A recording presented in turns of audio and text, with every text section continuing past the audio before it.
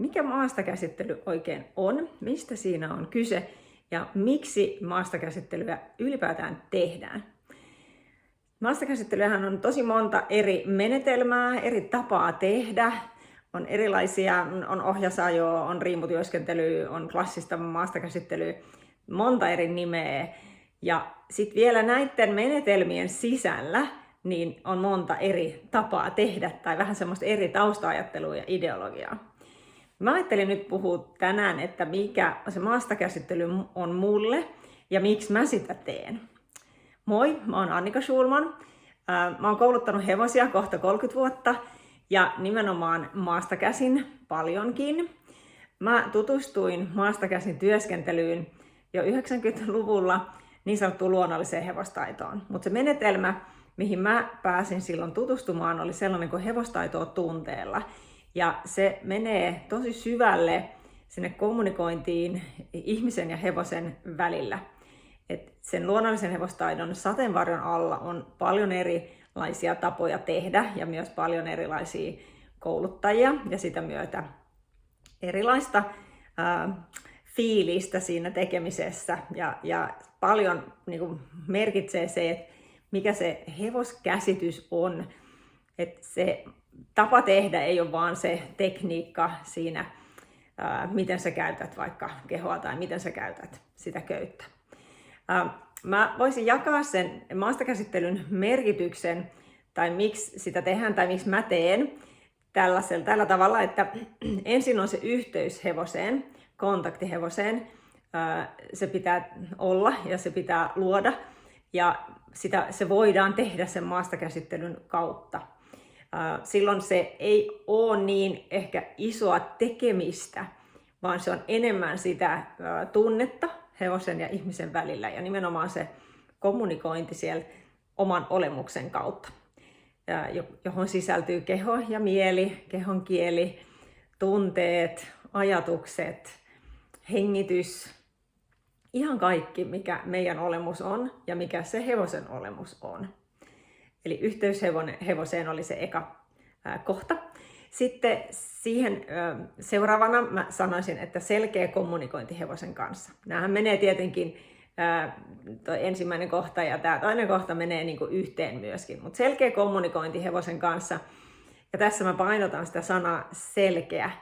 Että se kommunikointi hevosen kanssa, ainahan sitä on, jos me ollaan hevosen kanssa tekemisessä. Mutta minkälainen se on, että onko se selkeä sillä tavalla, että hevonen ymmärtää, mitä me halutaan ja millä tavalla me halutaan, että se jotain tekee. Ja moni ongelma johtuu siitä, että se kommunikointi ei ole selkeää. Ja ainoa, joka voi määritellä, että onko se selkeä vai ei, niin sehän on hevonen itse. Ei se, että mitä mieltä mä oon, että mikä menetelmä on paras. No sitten kolmantena tosi tärkeänä juttuna, niin mulle maastakäsittely merkitsee hevosen fyysisen tasapainon kehittämistä ja sen huomioon ottamista.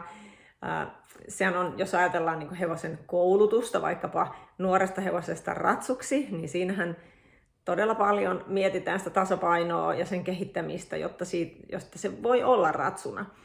Mutta sitten myös mikä tahansa hevonen se on, niin se tasapaino on tosi tärkeä juttu. Se on tärkeä tietenkin sen hevosen terveydelle, kestävyydelle, mutta myös sen psyykkiselle hyvinvoinnille. Eli moni ongelma johtuu myös siitä, että se hevosen tasapaino ei ole kunnossa. Ja sitten neljäntenä mä sanon vielä, että maastakäsittely on mulle ongelmien korjausta, niin kuin mä tässä jo vähän aloitin sitä aihetta tai siitä puhumista. Ja nämä kaikki kohdat, yhteys hevoseen, selkeä kommunikointi, fyysinen tasapaino ja sitten ne ongelmat, niin ne liittyy yhteen. Ja mun työ on ollut nämä vuosikymmenet, niin nimenomaan paljon niitä ongelmien korjaamista. Ja miksi niin? Mä en alun perin itse ajatellut, että musta tulee nyt joku ongelma hevosten korjaaja, vaan kun mä aloitin sitä tekemään, mä olin jo hevosten kouluttaja ammatiltani ennen sitä. Ja sitten kun mä opin sitä maastakäsittelyä, niin huomasin, miten helpoksi kaikki muuttui. kun oppi siitä hevosen kielestä ja kommunikoimaan sen kanssa.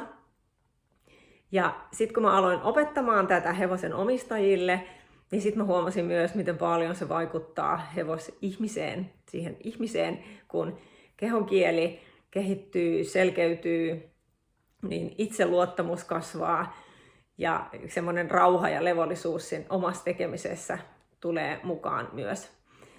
Ja sitten huomasi, että kun nämä asiat rupesivat olemaan kunnossa, niin monet ongelmat poistu. Niin sitten niin kun se sana kiersi ja sitten mulle alkoi tulla sellaisia asiakkaita, että korjaapas tämä ongelma tai voitko auttaa tässä asiassa. Lastausongelmat oli semmoinen siihen aikaan se, mihin pyydettiin eniten apua, koska se oli niin näkyvä asia. Tänä päivänä ihmiset suhtautuu aika paljon eri lailla hevosiin, mikä on tosi kiva juttu. Että se ei ole vaan niitä lastausongelmia, niitä isoja asioita, vaan halutaan apua myös pienempiin asioihin. Niin kuin vaikka, että hevonen ei seiso paikallaan tai se nostaa päätä, kun halutaan laittaa suitset sille. Tai se on jollain lailla hankala, vaikea taluttaa, ryntää tai jumittaa tai ihan vaan, että se näyttää jotain ilmeitä, semmoisia ilmeitä, mitkä ei meidän mielestä ole kivoja, niin kaikkiin näihin niin haetaan apua hevosen käsittelystä ja kouluttamisesta. Ja se on siis hyvä juttu, koska kaikkeen voidaan tehdä, tai kaikkiin asioihin voidaan tehdä jotain ja nimenomaan siitä sen maastakäsittelyn avulla. Silloin kun se maastakäsittelykäsite on laajempi. Et jos me ajatellaan, että se on vaan, että kun me mennään kentälle ja sitten me tehdään eri tehtäviä siellä, mutta sitten ei ajatella sitä sen kentän ulkopuolella, niin silloinhan se ei mene niin syvälle. Niin mulle maastakäsittely ei ole sitä, että keksitään erilaisia virikkeitä, että se olisi niin kuin monipuolista ja tehdään kivoja tehtäviä. Näissä asioissa ei ole siis mitään vikaa, mutta mulle se maastakäsittely on paljon syvempi asia ja enemmän semmoista niin kuin elämän perustaa. Ja kun saadaan se semmoinen todella syvä yhteys ja todella tarkka selkeä kommunikointi, niin kuin pieniä yksityiskohtia, niin me voidaan saada niin kuin mielettömiä tuloksia, siis sekä koulutuksellisesti että varsinkin sit näissä ongelmatilanteissa. Ja ongelmaksi mä ajattelen, tai niissä usein on niin kuin mukana se, että se hevonen on jollain lailla jännittynyt tai epävarma tai kokee niin kuin olonsa huonoksi jollain tavalla, huonovointiseksi. Ja kun me päästään siihen asiaan kiinni ja auttamaan sitä hevosta, niin se ei ole niin kuin sen, tai mä en ajattele, että se on käytöksen korjaamista, vaan se on sen hevosen auttamista parempaan hyvinvointiin. Ja hevosella se psyykkinen ja fyysinen tasapaino kulkee niin kuin todella käsi kädessä. Toki varmaan meillä ihmisilläkin, mutta jotenkin musta tuntuu, että se hevonen on niin kuin vielä kehollisempi, fyysisempi olento, varmaan siksi, että se ei puhu. Kun joku esimerkki, että kun pystyy jollekin jännittyneelle hevoselle näyttämään vaikkapa pelkästään omalla läsnäolollaan tai jollain ihan kevyellä kosketuksella johonkin kohtaan sitä hevosta pystyy viestimään silleen, että hei, sä voisit rentoutua vähän, sä voisit vaikka antaa periksi tästä kohtaa. Ja kun huomaa hevosessa sen huokauksen, katse muuttuu ja suu rentoutuu ja se alkaa ehkä pureskelemaan silleen, että huomaa, että siinä on liikettä ja pehmeyttä siinä hevosessa, sen niin kuin kehossa ja olemuksessa, niin se on niin kuin mulle semmoinen, miksi mä tätä teen. Se on niin koukuttavaa saada se niin kuin vaste siltä hevoselta, että tota sä haluat, tota sä tarkoitat, eikö se ei ollutkaan sen vaikeampi asia. Se voi olla ihan paikan päällä, just jos on vaikka se tilanne, että se hevonen nostaa päätä, kun halutaan laittaa sille suitset. Ja jos sille pystyy viestimään, että se ei ole se pahempi juttu, että laske vaan pää, rentoudu tähän mun käteen tavallaan tai mun pyyntöön, Tai sitten se voi olla liikkeessä, se voi olla vaikka ympyrällä pitkällä liinalla, kun saa nuoren hevosen ymmärtämään, että ei tarvi hosua, ei tarvi mennä kovaa, että siirrät vaan tällä tavalla lapoja tai tällä tavalla etuosaa ja asetu vähän sisäänpäin, niin tuntuu helpommalta liikkua. Ja sitten kun puhutaan paljon niin kuin vahvisteista, ja negatiivinen vahvistaminenhan on se, että joku asia otetaan pois ja joku paine otetaan pois, ja positiivinen on se, että me lisätään jotain, vaikkapa rapsutus tai makupala, niin se vahvisteena toimii myös se fyysinen liikkuminen niin kuin itsessään, että jos se hevonen liikkuu ja silloin vähän tasapainon kanssa haastetta, niin kun sä saat siinä liikkeessä sille viestitettyä, että hei, liiku tällä tavalla, niin se liikkuminen helpottaa. Niin tämä kokemus sille hevoselle on vahviste. Eli aina kun sä saat tehtyä sen, jos nyt sitä kutsutaan vaikka puolipidätteeksi tai tasapainottamiseksi sen hetken, niin siinäkin tulee hevoselle se semmoinen, että okei, näin, tämähän on helppoa. Ja sitten se niin kuin hakee sinne uudestaan ja uudestaan, koska se tuntuu paremmalta se liikkuminen. Ja liikkuminen itsessäänhän on niin kuin tietenkin hevoselle liikkuvana eläimenä, niin se on sille semmoinen niin kuin hyvä asia. Mutta ei tietenkään, jos se on kipeä tai jos se on niin jännittynyt, tai se ei tiedä, miten sen pitäisi siinä liikkua. Ja toinen tämmöinen hellittäminen on sitten, jos nyt ei ajatella sitä välttämättä siinä liikkeessä, mutta ihan mikä tahansa tekeminen, niin tämmöinen vahviste, josta ehkä puhutaan vähemmän, on ihmisen tunnetila. Eli siinä kun se ihminen on ja viestii hevosen kanssa ja tekee niitä juttuja ja saa sitä kommunikointia koko ajan selkeämmäksi sen hevosen kanssa, niin kun ihmiselle tulee se semmoinen, että just noin, niin meistähän niin kuin huokuu se sellainen niin kuin hyvä fiilis ja rentous ja kaikki tämän tyyppinen niin kuin olotila, niin hevonen aistii myös sen. Ja tämä on niin kuin se syy, miksi hevoset oppii niin kuin eri ihmisistä, tietenkin varsinkin tutuista ihmisistä, että mikä on niin kuin NS-palkka sille hevoselle. Et rapsutuksestahan esimerkiksi sanotaan, että joo, että se pitää olla niin, että se hevonen varmasti tykkää siitä ja joku mieluisa paikka.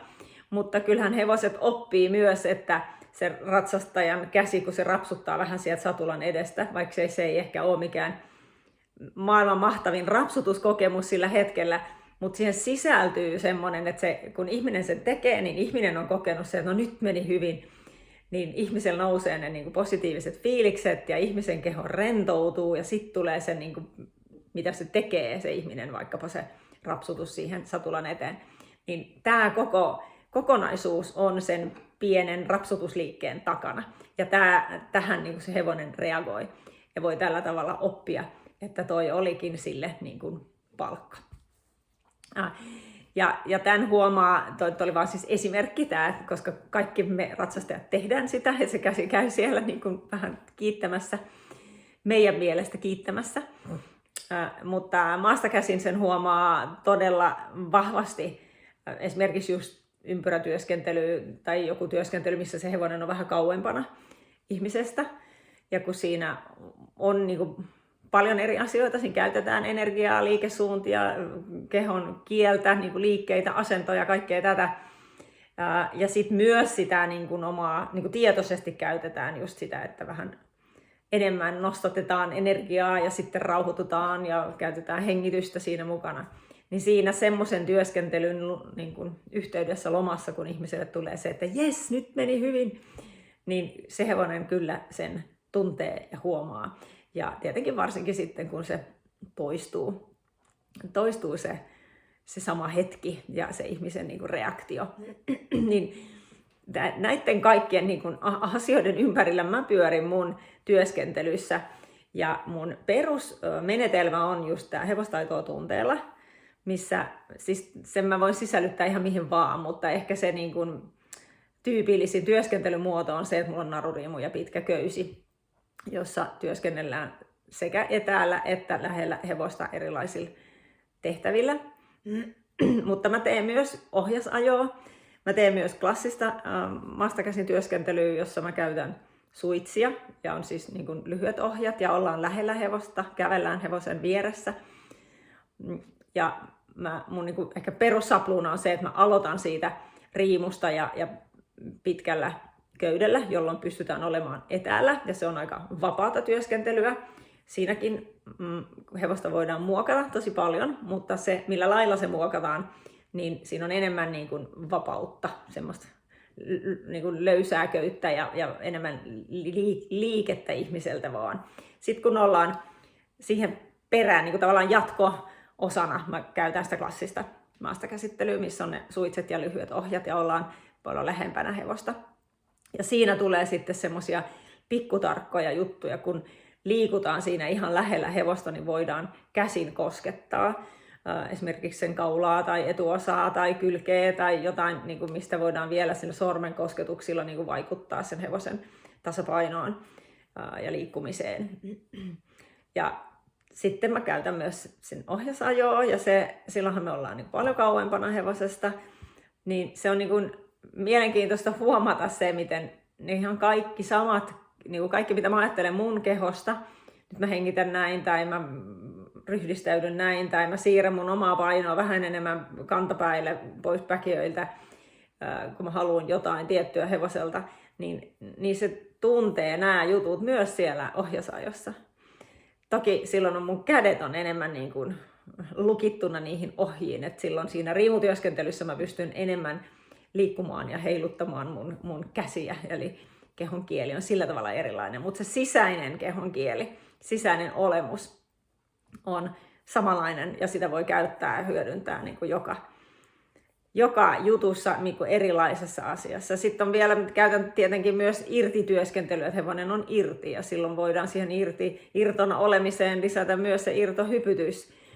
Ja tässäkin se ihmisen olemus on mukana. Ja kun systemaattisesti käyttää kaikissa näissä sitä samaa omaa olemusta, niin se on hevoselle helppoa ja selkeää ja se on niin kuin ihan pikkujuttu sitten vaan niin kuin ottaa jotain muita välineitä mukaan. Se välinehän on vaan sitten sen ihmisen olemuksen jatkopala, että on se sitten liina tai naru tai raippa tai mikä tahansa, niin se välinen takana on se ihmisen olemus ja se on se, millä on merkitystä. Niin jos sua kiinnostaa mun tapa työskennellä ja mun jutut, niin voit käydä mun nettisivulta katsomassa. Sieltä löytyy pari verkkokurssia liittyen maastakäsittelyyn, joka toinen on suunnattu sinulle, jolla on oma hevonen tai hevonen, jolla voit työskennellä, missä on niin kuin koko tämä hevostaitoa tunteella systeemi. Ja sitten toinen kurssi on suunnattu sinulle, jolla ei ole omaa hevosta, eli esimerkiksi ratsastuskoulussa ratsastavalle. Ja siellä on harjoituksia nimenomaan siihen omaan kehoon ja mieleen ja sitten myös hevosen kanssa, koska meillä on, jos nyt otetaan se ratsastuskoulu esimerkkinä, niin meillä on siinä, se on myös maastakäsittelyä. Se, kun me lähestytään hevosta, me moikataan sitä hevosta, me mennään karsinaan tai me haetaan se tarhasta, meidän pitää harjata se tai laittaa sille satulaan suitsia, niin kaikissa näissä asioissa se ei ole vain mekaanista tai teknistä tekemistä, että laitanpas tästä satulan hevosen selkään, vaan nämä kaikki pitää tehdä hevosen kanssa yhdessä. Ja sillä on valtava merkitys, miten me itse ollaan. Ja me voidaan noissa tilanteissa, niin jos jokainen ihminen ajattelisi tätä, miten voi hyödyntää itseään ja opettelisi, miten voi kommunikoida hevosen kanssa, niin se vaikuttaa positiivisesti sen hevosen hyvinvointiin. Jos ajatellaan opetushevosta, niin se tapaa niin paljon erilaisia ihmisiä, niin se auttaisi sitä todella paljon, jos kaikki opettelisi kommunikoimaan sillä hevosen omalla kielellä. Että meillä ei olisi kiire ja me ei vain tehtäisi mekaanisesti asioita, vaan oikeasti sen hevosen kanssa ja sitä kuunnellen. Niin ne oli ne verkkokurssit, mitä mulla on tarjota. Sitten jos haluat syventyä ja haluaisit työskentellä mun kanssa, sitten on semmoinen pidempi valmennus, uusi hevosen omistajan valmennus. Sekin löytyy mun nettisivuilta, 4 kuukauden mittainen valmennus. Ja sitten tietenkin, jos on joku oma henkilökohtainen tilanne tai ongelma tai ei tiedä mitä tekisi, kaikki on sekaisin, niin sitten voi hyvin ottaa muun yhteyttä. Mä teen myös yksilöprosesseja. Ne alkaa sillä, että ota yhteyttä ja kerro tilanteesi, niin katsotaan, että miten voin auttaa sua Kiitos kun katsoit tämän videon ja toivottavasti me törmätään jossain kohtaa maastakäsittelyn merkeissä.